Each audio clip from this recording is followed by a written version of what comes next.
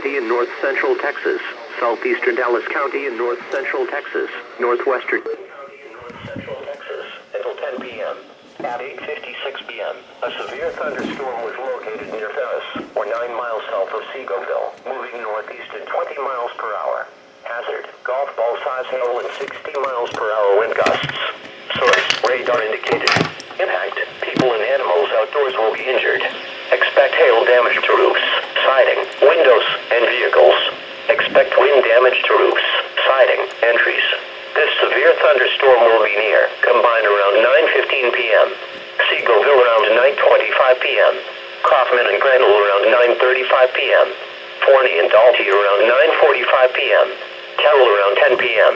Other locations impacted by this severe thunderstorm include Rosser, Oak Ridge, Lawrence, Oak Grove, and Post Oak, Bend City.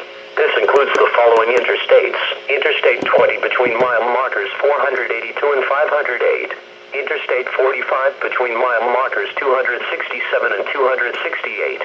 For your protection, get inside a sturdy structure and stay away from windows.